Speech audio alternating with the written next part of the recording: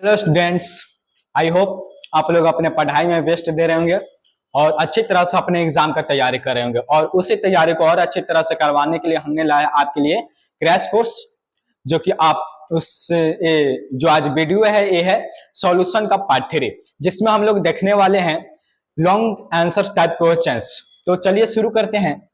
पहला क्वेश्चन है,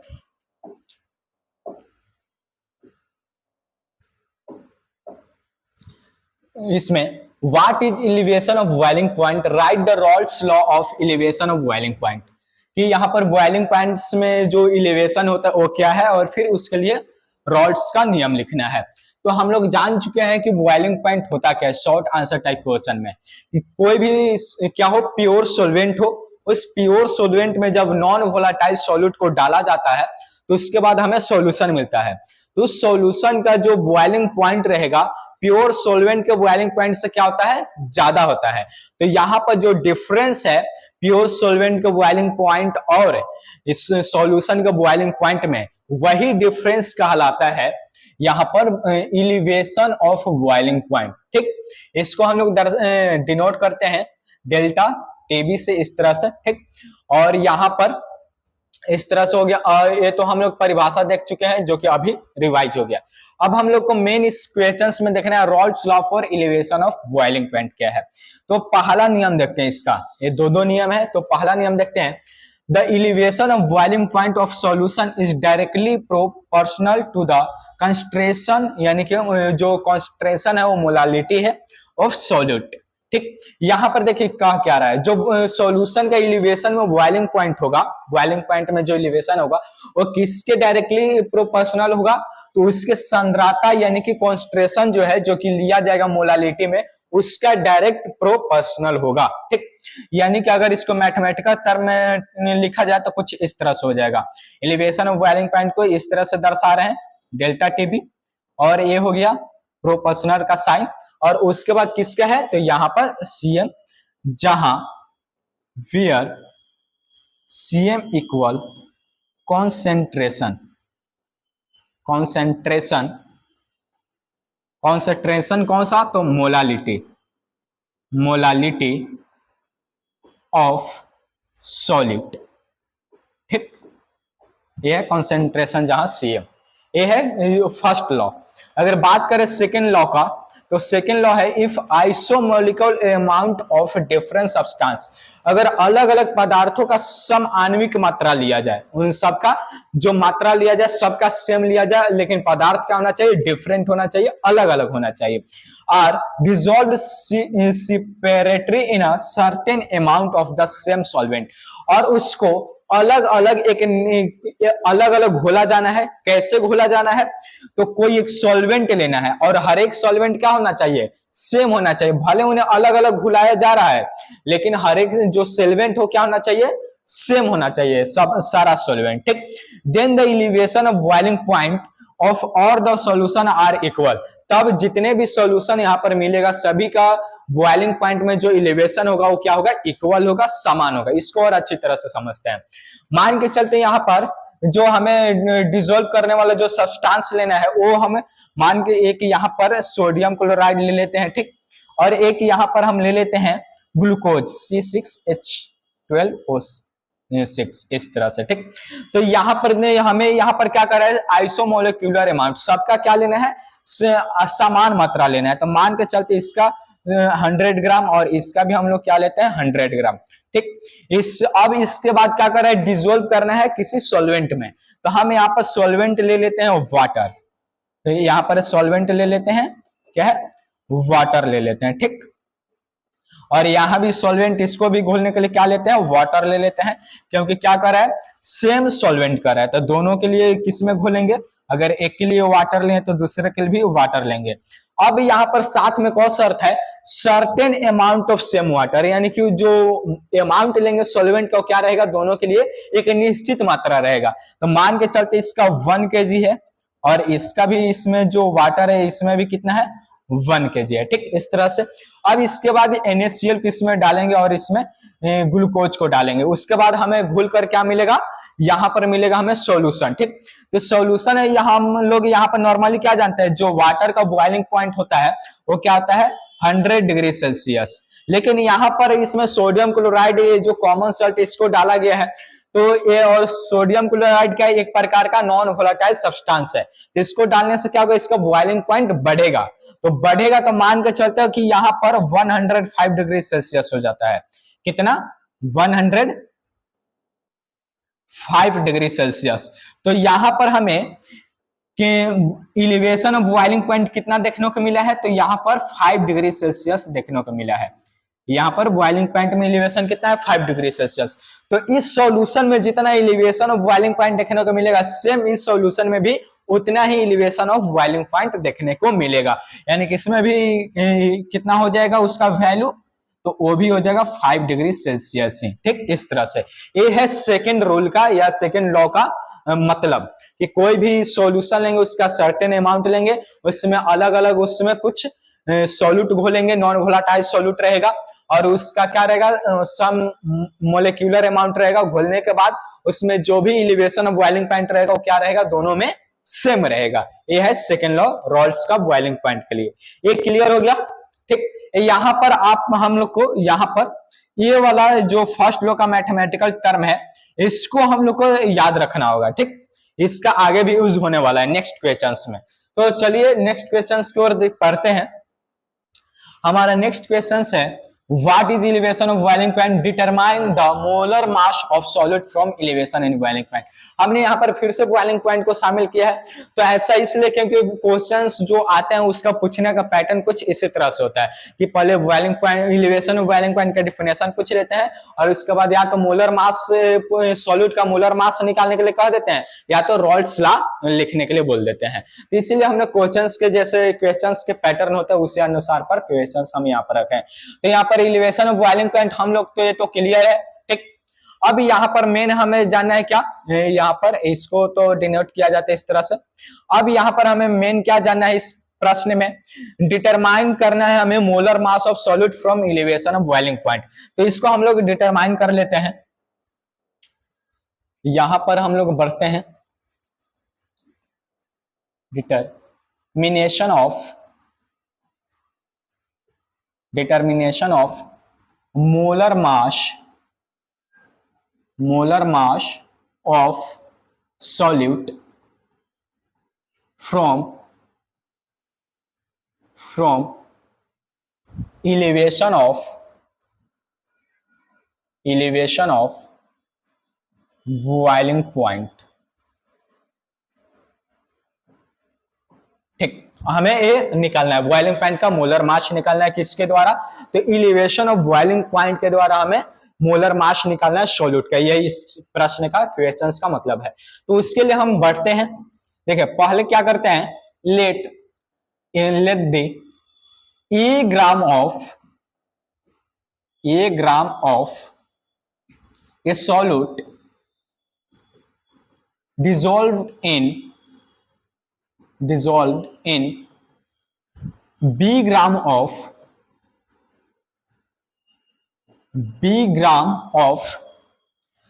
solvent and the molecular mass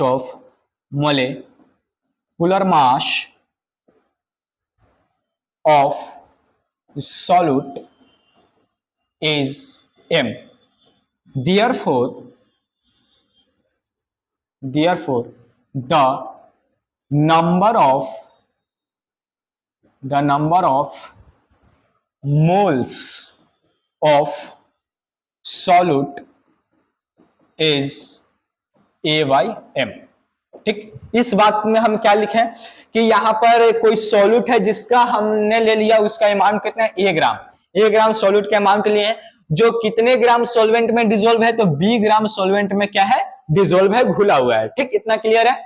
अब उसके बाद यहां पर हम मान के चलते द मोलिक्यूलर मास, यहां पर जो मोलिक्यूलर मास है सॉल्यूट का वो क्या है, m है। ठीक, यहां पर ये भी क्लियर है। तो अब मोलिक्यूलर मास मालूम है, उसका जितना मास डिसॉल्व है सॉल्यूट में, सॉल्वेंट में, वो भी हमें मालूम है। ठीक, तो हम यहां पर उसका नंबर ऑफ मोल्स से मालूम कर सकते हैं कि कितना नंबर ऑफ मोल्स उस सॉल्वेंट में घुला हुआ है। तो नंबर ऑफ मोल्स कैसे निकालते हैं, तो इसके लिए जो अमाउंट घुला है वो और साथ में उस सॉल्यूट का मोलिक्यूलर मास यानी कि A/M हो जाएगा उसका नंबर ऑफ मोल्स। ठीक, इतना क्लियर है। अब बढ़ते हैं आगे। नाउ यहां पर क्या है, उसी बात को लिखते हैं the number of moles dissolved in B gram of solvent. B gram solvent में कितना नंबर ऑफ मोल्स डिसॉल्व है, तो यहां पर हम लोगों ने देख लिया A/M, A/M हो गया यहां पर। ठीक, अब हमें याद करना है यहां पर B ग्राम में A/M मोल है, तो यहां पर क्या हो सकता है, the number of moles dissolved in 1000 gram of solvent, यानी कि 1000 ग्राम यानी कि 1 केजी भी बोल सकते हैं।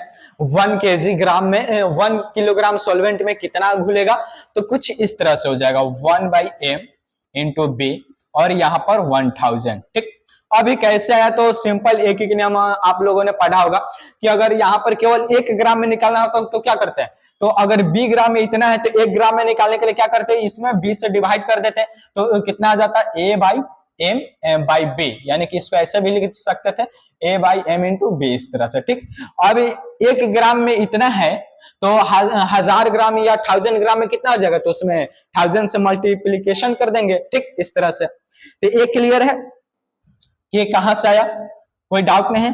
तो बढ़ते हैं हम अपने और आगे इसमें प्रोसेस करते हैं, ये क्लियर है। अब देखते हैं therefore the concentration of solute concentration of solute इतना ही लिख देते हैं।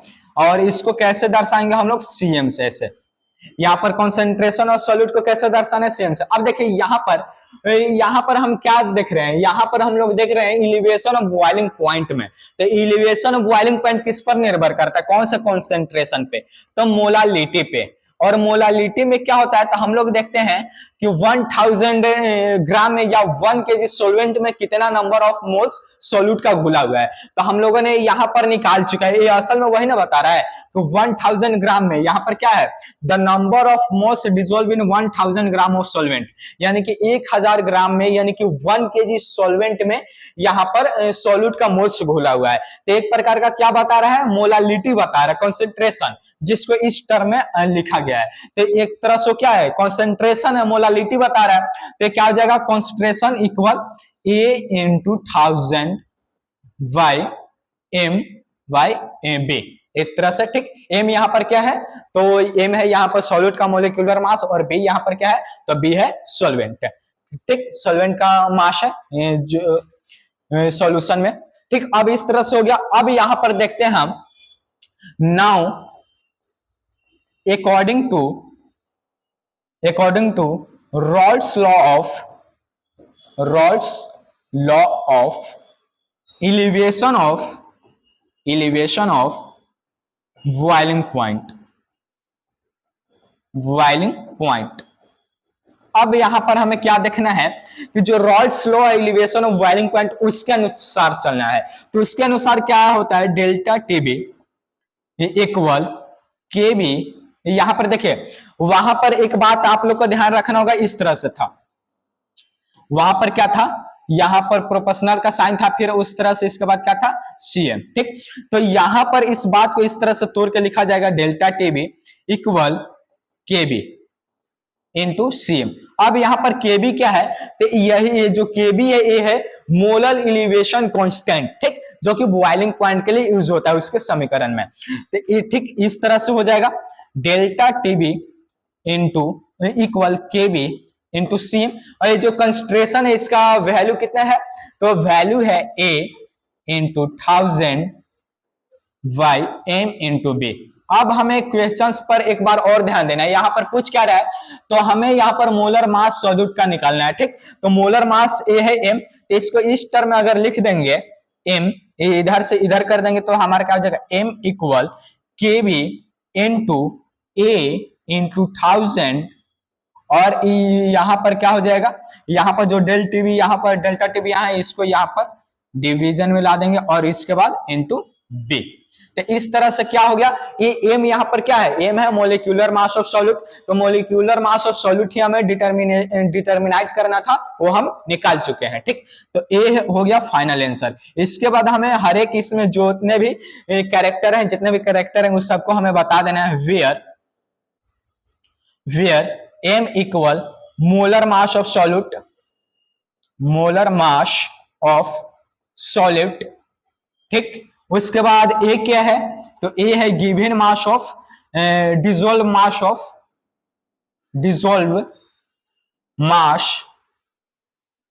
सॉल्यूट, और सॉल्यूट का जितना डिसॉल्व है मास वो है। यहाँ पर बी क्या है, तो बी है mass of solvent, mass of solvent. अगर बात करें डेल्टा टीवी तो ए क्या है, तो elevation of boiling point, elevation of boiling point, ठीक। और उसके बाद यहाँ पर जो बी है ये तो हो गया, और यहाँ पर एक केवी रह रहा है, तो ए क्या है, ए है क्या बोलते हैं, molar elevation of, molar elevation constant, molar elevation constant, इस तरह से, ठीक। ये सभी इसमें जितने भी कैरेक्टर है उसको कौन किसको डिनोट करे वो लिख देना है।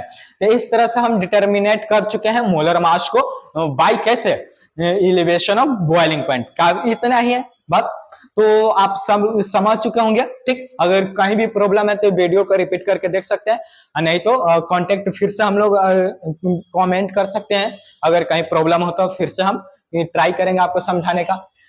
अगला है हमारा प्रश्न, what is depression of boiling point, right the Rawls law for depression of freezing point. यहाँ पर पहले पूछ रहा है कि फ्रीजिंग पॉइंट क्या होता है, उसके बाद फ्रीजिंग पॉइंट के डिप्रेशन ऑफ फ्रीजिंग पॉइंट पूछ रहा है, और उसी के लिए डिप्रेशन ऑफ फ्रीजिंग पॉइंट के लिए रॉल्स लॉ पूछ रहा है। तो डिप्रेशन ऑफ फ्रीजिंग पॉइंट होता क्या है पहले देख लेते हैं, ऐसा भी हम लोग पहले देख चुके हैं, एक बार रिवाइज कर लेते हैं। कि कोई भी प्योर सॉल्वेंट लेंगे, ठीक, उस सॉल्वेंट में क्या करेंगे, नॉन वोलेटाइल सॉल्यूट डालेंगे, यानी कि वैसा पदार्थ या वैसा सॉल्यूट जो वाष्प में ना बदले, ठीक। तो उसको डालने पर हमें क्या मिलेगा, सॉल्यूशन मिलेगा, ठीक। तो यहाँ पर जो सॉल्यूशन क्या होगा, सॉल्यूशन का जो फ्रीजिंग पॉइंट होगा वो क्या रहेगा, यहाँ पर जो प्योर सॉल्वेंट के फ्रीजिंग पॉइंट से क्या रहेगा, कम हो जाएगा। यानी कि जो प्योर सॉल्वेंट है पहले जम जाएगा, लेकिन उसमें अगर कुछ मिला देते हैं नॉन वोलेटाइल सब्सटेंस से, तो जो सॉल्यूशन बनेगा वो अब और कम तापमान पर जमेगा। तो ये जो डिफरेंस आया है ये उनके जमने वाले तापमान में, यानी कि फ्रीजिंग पॉइंट में, यही डिफरेंस होता है डिप्रेशन ऑफ फ्रीजिंग पॉइंट, ठीक। तो हमने इसको पहले भी कवर किया है, ये बस यहाँ पर रिवीजन हम लोगों ने किया है। और इसको डिनोट कैसे किया जाता है, तो डेल्टा टीएफ ऐसे इससे डिनोट किया जाता है। अब इसके लिए रॉल्स लॉ देख लेते हैं। रॉल्स लॉ कहता है क्या, डिप्रेशन ऑफ फ्रीजिंग पॉइंट के लिए।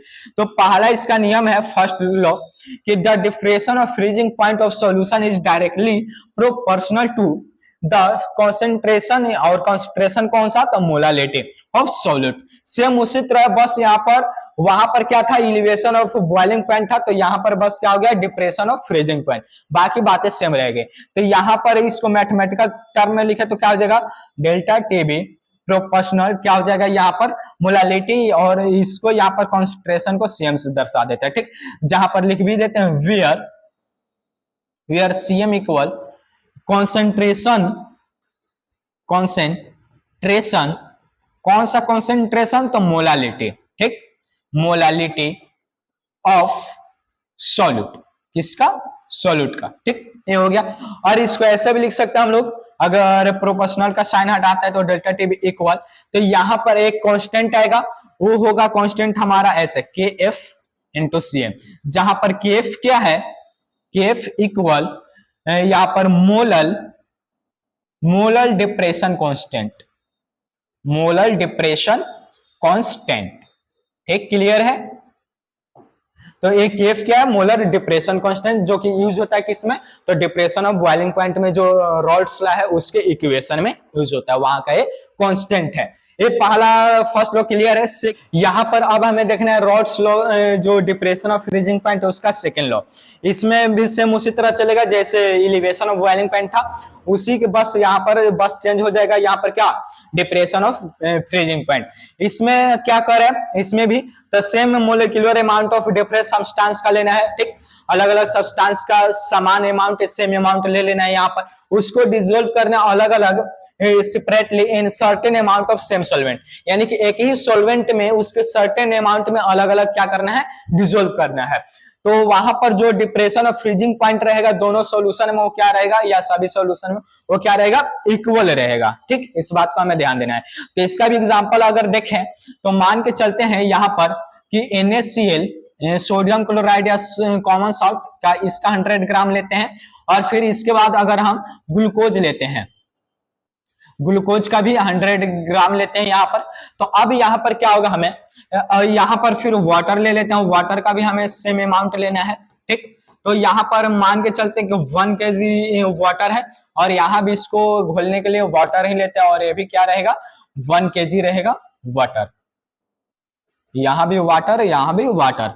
तो यहाँ पर सॉल्वेंट भी सेम है, उसका अमाउंट भी सेम है, यहाँ पर डिफरेंट टाइप्स ऑफ सब्सटेंस ने उसमें डिसोल्व करने के लिए, जिसका अमाउंट क्या है, सेम है। अब इसको इसमें डिसोल्व किया गया है, डिसोल्व करने के बाद हमें क्या मिलेगा, सॉल्यूशन मिलेगा। तो हम लोग जानते हैं कि जो सॉल्यूशन होता है उसका फ्रीजिंग पॉइंट क्या होता है, डिप्रेस हो जाता है, उसका कम हो जाता है, यानी कि अगर जो प्योर सॉल्वेंट है अगर वो मान के चलते 5 डिग्री सेल्सियस पर क्या हो रहा है, फ्रीज हो जा रहा है, तो अब जो सॉल्यूशन है वो क्या होगा, और कम तापमान पर फ्रीज होगा, जैसे मान के चलते -5 डिग्री सेल्सियस पर फ्रीज हो रहा है। तो यहाँ पर कितना का डिफरेंस देखने को मिल रहा है, तो यहाँ पर हमें जो डिफरेंस है वही होता है यहाँ पर डिप्रेशन ऑफ फ्रीजिंग पॉइंट, जो कि यहाँ पर हो जाएगा 10 डिग्री सेल्सियस, ठीक। तो यहाँ पर अगर 10 डिग्री सेल्सियस है तो सेम इस केस में भी हमें डिप्रेशन ऑफ फ्रीजिंग पॉइंट कितना देखने को मिलेगा, तो यहाँ भी हमें 10 डिग्री सेल्सियस से देखने को मिलेगा।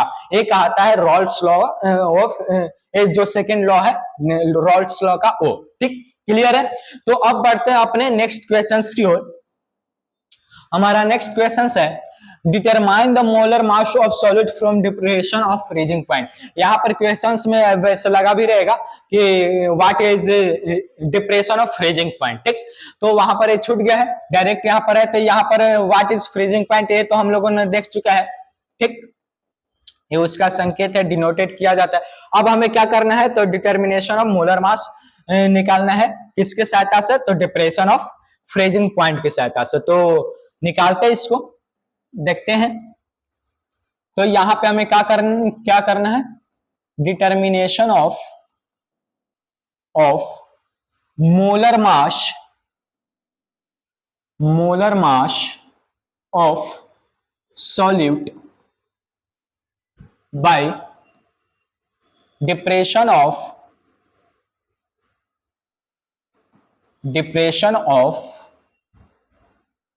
Freezing point, depression of freezing point, ठीक। इस तरह से हमें निकालना है, किसका, मोलर मास निकालना है सॉल्यूट का, किसके सहायता से, तो डिप्रेशन ऑफ फ्रीजिंग पॉइंट से। तो सेम जैसे जैसे हमने स्टेप बढ़ा था, यहाँ पर जब मोलर मास ऑफ सॉल्यूट निकाल रहे थे by elevation of boiling point, same वही स्टेप यहाँ पर आएगा, लेकिन वहां पर जहां पर बॉइलिंग पॉइंट यूज हुआ था यहाँ पर क्या यूज हो जाएगा, यहाँ पर फ्रीजिंग पॉइंट यूज हो जाएगा, ठीक। तो अब चलिए यहाँ देखते हैं इसका, फिर उसी तरह प्रोसेस करेंगे। Let the A gram of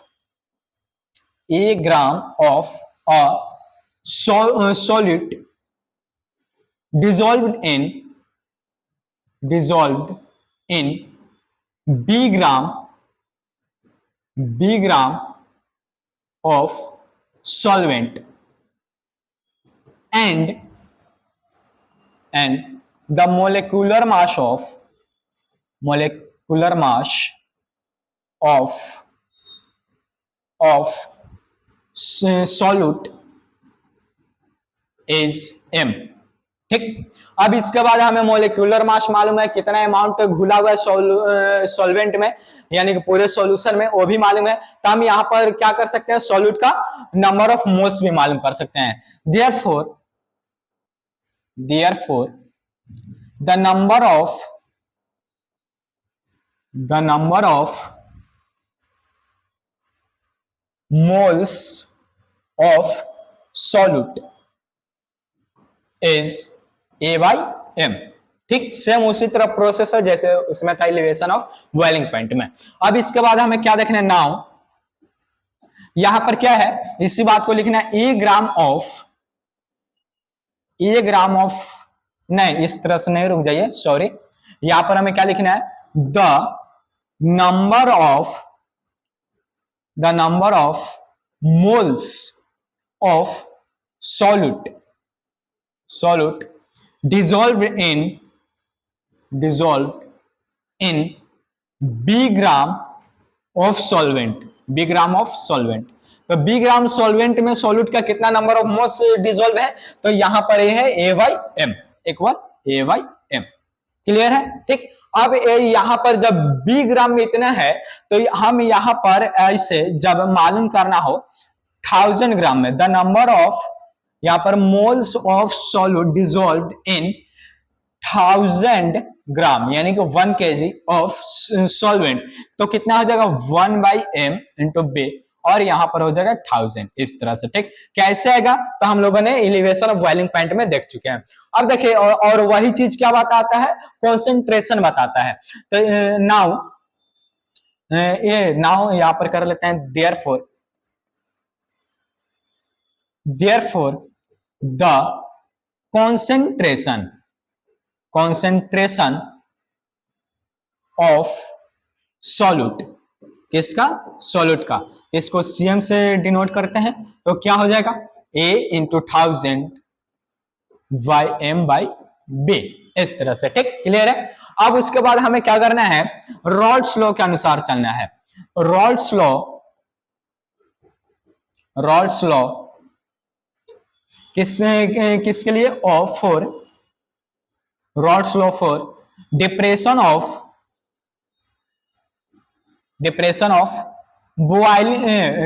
of freezing point. क्या है, डिप्रेशन ऑफ फ्रीजिंग पॉइंट। तो क्या होता है, हम लोगों ने देखा था जो फर्स्ट लॉ था उसके अनुसार, तो यहां पर डेल्टा टी एफ इक्वल के एफ इंटू सी एम, ये था, इसी को हम लोगों ने निकाला था रॉल्स लॉ फॉर क्या बोलते हैं, डिप्रेशन ऑफ फ्रीजिंग पॉइंट के फर्स्ट लॉ में। अब देखते हैं, यहां पर आगे बढ़ते हैं, तो डेल्टा टी एफ इक्वल के एफ इंटू सी एम, यहां पर कितना कॉन्सेंट्रेशन, तो A into 1000 by M by B, इस तरह से। अब हमें क्या निकालना है इक्वेशंस में, तो मोलर मास सॉल्यूट का है और मोलर मास A है सॉल्यूट का M, तो इसको इधर कर देते M इक्वल के एफ तो A इंटू 1000 बाई, इधर यहाँ पर नीचे भेज देते हैं, और इंटू B, इस तरह से। तो ये हो गया molar mass of solute bye depression of freezing point. अब इसके बाद इसमें जितने भी कैरेक्टर है उसको हम लोग बता देंगे कि कौन किसको डिनोट कर रहा है। तो वेयर M क्या है, तो मोलर मास है, किसका, मोलर मास ऑफ सॉल्यूट का मोलर मास है। अब उसके बाद बात करें कि KF क्या है, तो KF यहाँ पर है मोलर, यहाँ पर मोलर, यहाँ ठीक है, यहाँ पर मोलर डिप्रेशन कांस्टेंट। और बात करें यहाँ पर A क्या है, तो ये है मास of solute.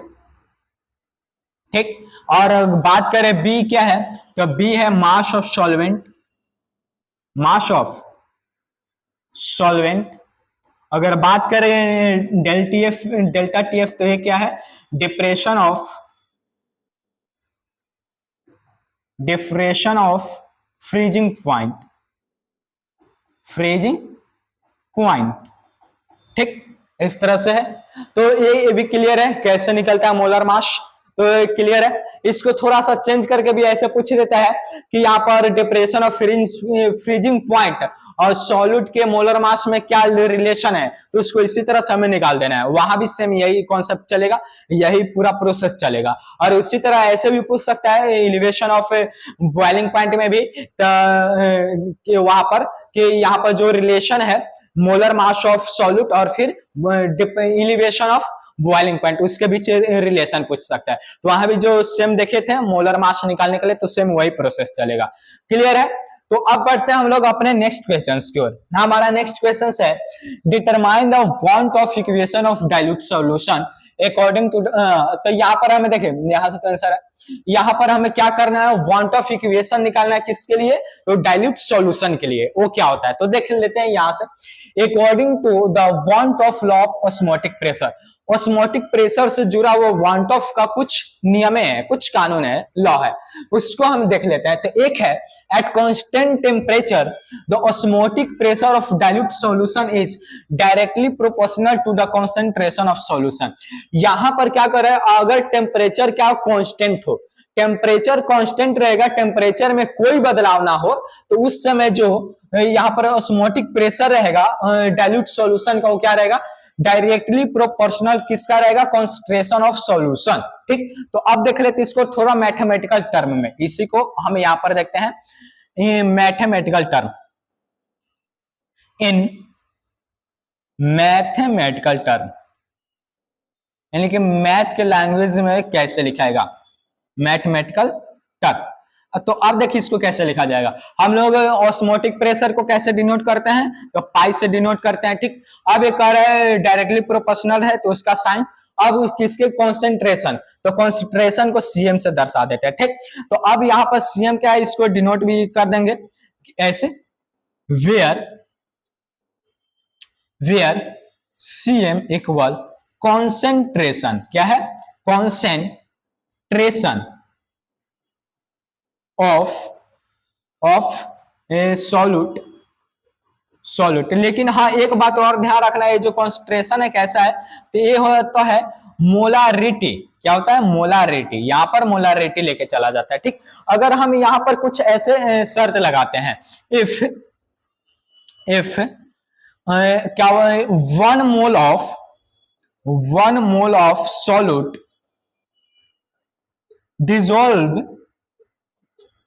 dissolved in solution। यहां पर हमने शर्त क्या लगाया, टर्म क्या लगाया कि अगर सॉल्यूट का 1 मोल सॉल्यूशन में डिसॉल्व है, घुला हुआ है, देन तब क्या होगा, तो इसका जो क्या बोलते हैं कॉन्सेंट्रेशन रहेगा, ये क्या हो जाएगा, 1/v हो जाएगा। जहां पर v क्या है, यहां पर v है, ये भी इसमें डिनोट कर लेते हैं, where v is volume of solution. v क्या है, सॉल्यूशन का वॉल्यूम है। तो अगर v वॉल्यूम में, सॉल्यूशन के v वॉल्यूम में 1 मोल ऑफ सॉल्यूट डिसॉल्व है, तो उसका कॉन्सेंट्रेशन क्या हो जाएगा, 1/v हो जाएगा। ठीक, मोलारिटी यहां पर क्या पूछ रहा है, मोलारिटी, तो मोलारिटी क्या जाएगा, 1/v हो जाएगा। तो सीएम की जगह पे कितना है, 1/v। तो अगर इसमें हम रखते हैं तो पाई प्रोपोर्शनल क्या आ जाएगा, 1/v। इसको इक्वेशन 1 मान लेते हैं। ठीक, ये क्लियर है। अब बढ़ते हैं हम लोग दूसरे नियम की और। दूसरा नियम क्या करता है, व्हेन द कॉन्सेंट्रेशन, ठीक है, when the concentration remains constant, जब कॉन्सेंट्रेशन क्या हो, कांस्टेंट हो। यहां पर देखिए, यहां पर क्या था कांस्टेंट, टेम्परेचर, और यहां पर कौन कांस्टेंट है, तो कॉन्सेंट्रेशन कांस्टेंट है, यानी कि कॉन्सेंट्रेशन में इस बार बदलाव नहीं करना है। तब the osmotic pressure of the solution is proportional to the absolute temperature.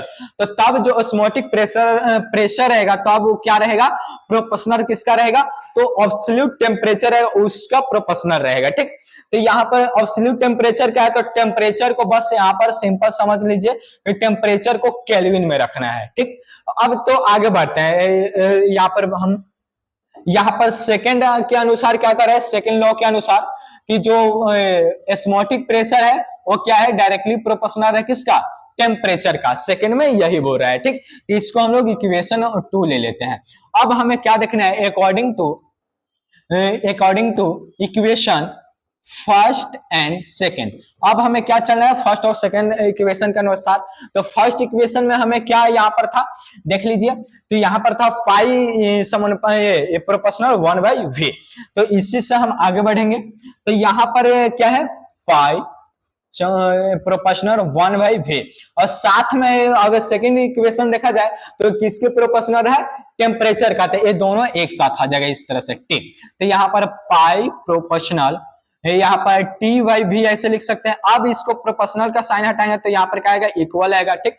और इक्वल हटेगा तो यहाँ पर एक कांस्टेंट आएगा, ये कांस्टेंट यहाँ पर आता r और ये बाकी जो है t/v।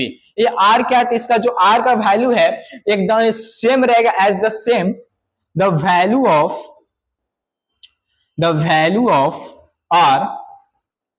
पहले यहां पर दर्शा देते हैं कि r इक्वल कांस्टेंट, r क्या है कांस्टेंट है, और साथ में the value of r is same और इक्वल भी ऐसे लिख सकते हैं, इक्वल एज ऑफ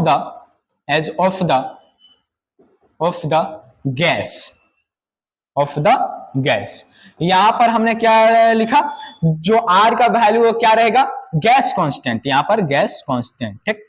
तो जो गैस कांस्टेंट के लिए जो r लेते हैं यूनिवर्सल गैस कांस्टेंट, उसके लिए जो r कांस्टेंट लेते हैं सेम वहां जो वैल्यू होता है वही वैल्यू किसके लिए रहेगा, यहां पर r का वैल्यू सेम वही रहेगा जो गैस कांस्टेंट के लिए होता है। क्लियर है। अब इस बात को आगे बढ़ाते हैं ऐसे, इसको इस तरह से हम लोग लिख सकते हैं पाई, और यहाँ पे डिवीजन में तो इसको इधर भेज देते हैं भी।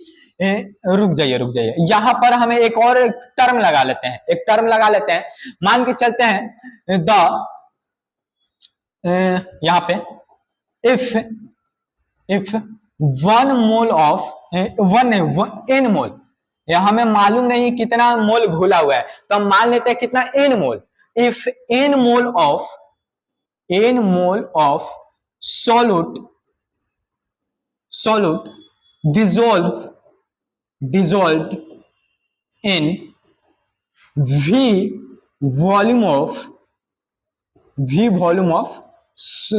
solution, क्या है V वॉल्यूम ऑफ सॉल्यूशन, यानी कि यहाँ पर जो सॉल्यूट का n मोल, मान के चलते कि n मोल उसका घुला हुआ है कितने V वॉल्यूम ऑफ सॉल्यूशन में, तब यहाँ पर हमें क्या देखने को मिलेगा pi equal r into T, और इसको जो वॉल्यूम है इसके जगह पे हम क्या लिख सकते हैं n/v, ठीक इस तरह से लिख सकते हैं। तो अब देखिए यहाँ पर क्या करना है हमें, जो v इधर डिवीजन में इधर भेज देंगे तो आ जाएगा मल्टीप्लीकेशन में, और यहाँ पर n को शुरू में रख देता है n into r into T, ठीक इस तरह से हो गया। तो ये जो हमें इक्वेशन मिला पाई v इक्वल n/r/t, इसी को बोला जाता है वांट ऑफ इक्वेशन। क्या बोला जाता है want of equation of dilute solution. Clear है। तो यहां पर हम लोगों ने वांट ऑफ इक्वेशन में निकाले डाइल्यूट सॉल्यूशन के लिए। तो इस चैप्टर का जो मेन चल रहा है क्रैश कोर्स में इंपॉर्टेंट क्वेश्चन का सीरीज, तो इस चैप्टर का लास्ट क्वेश्चन है, और आप इन सभी क्वेश्चंस का अच्छी तरह से तैयारी कर लीजिए। इतना क्वेश्चंस आपके एग्जाम को बेस्ट करने के लिए बहुत ही काफी है, ठीक। बस आप इसके बाद निर्भर करता है आप कितना अपना मेहनत करते हैं। तो फिर से मिलते हैं अपने नेक्स्ट चैप्टर के साथ, ठीक। तो तब तक बने रहिए, वीडियो को देखते रहिए, अपना तैयारी करते रहिए। हम फिर मिलेंगे नेक्स्ट चैप्टर के वीडियो में, तब तक के लिए जय हिंद जय भारत।